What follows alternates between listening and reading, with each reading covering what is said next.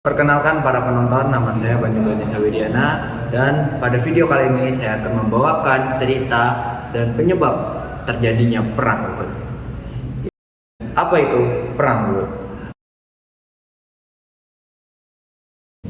Sejarah mencatat Perang Uhud berlangsung pada 15 sekitar Maret 625 Masehi. Ini dipicu dengan keinginan balas dari kaum Quraisy atas kekalahan mereka di perang Badar, ya. Menjelang pertempuran Uhud, kaum Quraisy mengadakan persiapan yang sangat lengkap. Mereka kali ini tidak mau meremehkan pasukan muslimin. Sementara itu, Nabi Muhammad SAW memberikan instruksi agar umat Islam menyuruh musuh di luar kota Madinah. Persiapan pertempuran Perang Uhud dari pihak Quraisy dipimpin oleh Abu Sufyan dengan 3.000 tentara, bala tentaranya, dan sejumlah wanita-wanita pelayan untuk bala tentaranya.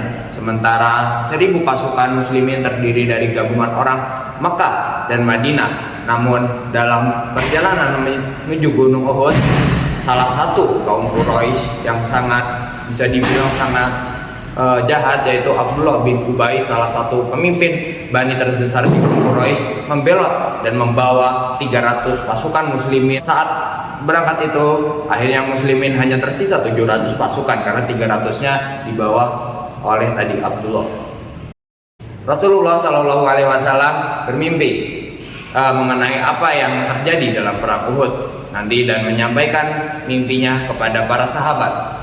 Dan mimpi Rasulullah berbunyi, "Aku bermimpi menggerakkan pedangku, tetapi tiba-tiba bagian depannya patah. Maka itulah yang akan terjadi pada kaum muslimin pada perang Uhud nanti. Kemudian aku menggerakkannya kembali, lalu pedang itu kembali sempurna seperti biasa. Maka itulah yang akan dikaruniakan Allah kepada kaum muslimin pada saat penaklukan kota Mekah. Kelak dan pada hari berkumpulnya orang-orang yang beriman, aku juga melihat seekor sapi.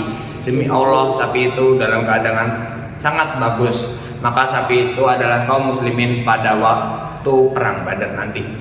Rasulullah SAW menafsirkan mimpinya sebagai kekalahan dan banyaknya korban yang tewas pada perang Uhud ini untuk para kaum muslimin.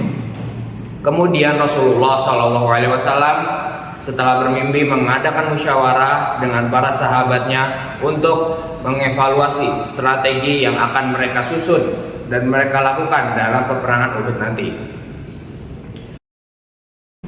Cerita berlanjut kepada ketika pertempuran berlangsung, dipimpin oleh Hamzah, Rasulullah SAW dan para sahabat muslim lainnya.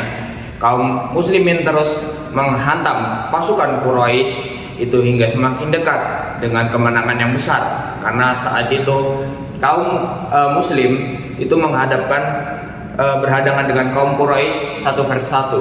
Jadi satu sisi saja, tidak dua sisi, karena jika dua sisi maka kaum muslimin akan terkepung. Namun pasukan berkuda dari kaum Quraisy tiba-tiba menyerang dari arah yang berlawanan atau belakang. Meskipun kaum muslimin telah kembali melakukan menyusun barisannya, merapikan barisannya untuk mempertahankan dua serangan dari dua sisi yang berbeda, namun pada akhirnya kaum muslimin harus menerima kekalahan dari kaum Quraisy.